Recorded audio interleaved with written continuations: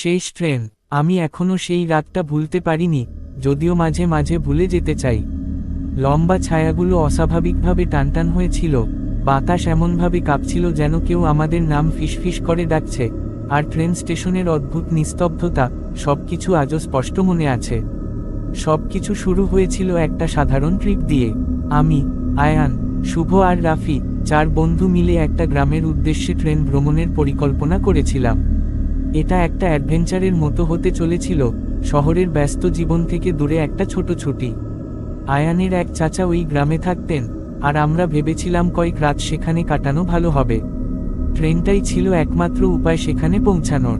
শেষ ট্রেনটা ছাড়ত রাত 10:45-এ। ট্রেনটা ছিল পুরনো, মরিচা ধরা, দেখেই মনে হচ্ছিল যে কোনো মুহূর্তে ভেঙে পড়বে। প্ল্যাটফর্মটা ছিল ফাঁকা, শুধু একটা ঝিমিয়ে পড়া বাতির আলো টিমটিম করছিল। টিকিট মাস্টার ছিলেন এক বয়স্ক লোক, কুঁচকে যাওয়া মুখ, ক্লান্ত দৃষ্টি। আমাদের টিকিট দিতে দিতে তিনি একবার চোখ তুলে তাকালেন। তোরা কোথায় যাচ্ছিস? কণ্ঠটা যেন ক্ষীণ ও শুষ্ক। মরশিদপুর, আয়ান বলল। টিকিট মাস্টারের চোখ ধীরে ধীরে গাঢ় হলো।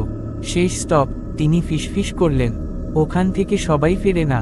আমরা হেসে উড়িয়ে দিলাম, মনে হলো বুড়োটা কেবল আমাদের ভয় দেখাতে চাইছে। একটা গ্রাম আর কতই বা ভয়ঙ্কর হতে পারে। ট্রেনটা কর্কশ আওয়াজে থামল, দরজাগুলো কাঁপতে কাঁপতে খুলল, যেন কষ্ট করে শ্বাস নিচ্ছে। ভেতরে পা দিতেই একটা ঠান্ডা অনুভূতি শিরদাঁড়া বেয়ে নেমে এল।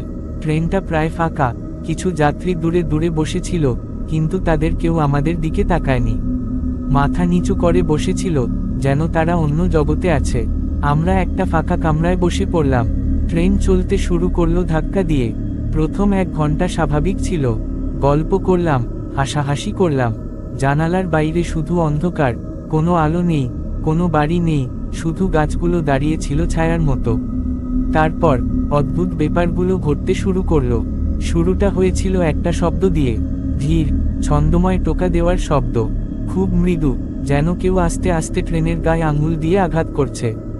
প্রথমে ভাবলাম ট্রেনের পুরনো কাঠামোর শব্দ, কিন্তু শব্দটা খুব বেশি নিয়মিত ছিল, যেন কেউ একদিক থেকে আরেক দিকে ধীরে ধীরে হাঁটছে। টক টক টক। শুভ কপাল কুঁচকে বলল, তোরা শুনছিস? আমরা সবাই মাথা নাড়লাম। রাফি উঠে দরজাটা খুলল, করিডোরে তাকালো। কিছুই নেই, শুধু হলুদ আলো ঝিমিয়ে পড়ছে, আর করিডোরটা শূন্য পড়ে আছে। হয়তো বাতাস, রাফি বলল, কিন্তু তার কণ্ঠে সন্দেহ ছিল। কিছুক্ষণ পর শব্দটা বন্ধ হলো। তারপর এলফিসফিসানি, অতি ক্ষীণ, কেঁপে ওঠা স্বর, যেন সব দিক থেকে আসছে। প্রথমে মনে হলো মনের ভুল, কিন্তু আয়ান একদম ফ্যাকাশে হয়ে গেল। কারো কণ্ঠ শুনলাম, যেন আমার নাম ডাকলো। আমরা জমে গেলাম। শব্দগুলো স্পষ্ট হতে থাকলো, আয়ান, রাফি, শুভ। আমার নাম কেউ ডাকলো না, আর এটাই আমাকে আরো বেশি আতঙ্কিত করলো। মনে হলো কিছু একটা অপেক্ষা করছে, খুব কাছ থেকে আমাকে দেখছে। রাফি উঠে দাঁড়ালো, আমাদের অন্য কামরায় যাওয়া উচিত। আমরা তাড়াতাড়ি ব্যাগগুলো নিয়ে করিডোরে বেরিয়ে এলাম। পুরো ট্রেনটা এখন আরো বেশি নির্জন লাগছিল। কিছুক্ষণ আগেও যারা ছিল, তারা যেন মিলিয়ে গেছে। তারপর আমরা ওটাকে দেখলাম। করিডোরের একদম শেষ প্রান্তে একটা ছায়ামূর্তি দাঁড়িয়ে ছিল, লম্বা, অস্বাভাবিকভাবে রোগা, মুখটা ছায়ায় ঢাকা।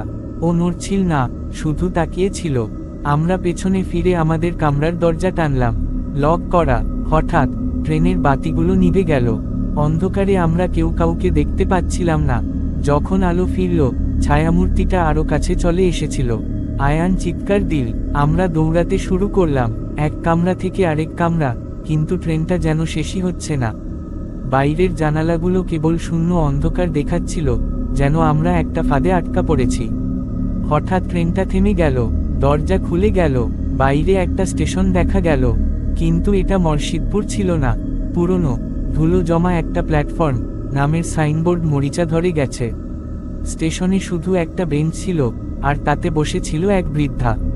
তিনি আমাদের দিকে তাকালেন এবং মৃদু হেসে বললেন, এখনই নেমে পড়ো, ছেলেরা। দেরি হয়ে গেলে আর ফেরা যাবে না। আমরা কোনো প্রশ্ন না করেই দৌড়ে নেমে গেলাম। প্ল্যাটফর্মে নামার পরই ট্রেনের দরজাগুলো প্রচণ্ড শব্দ করে বন্ধ হয়ে গেল।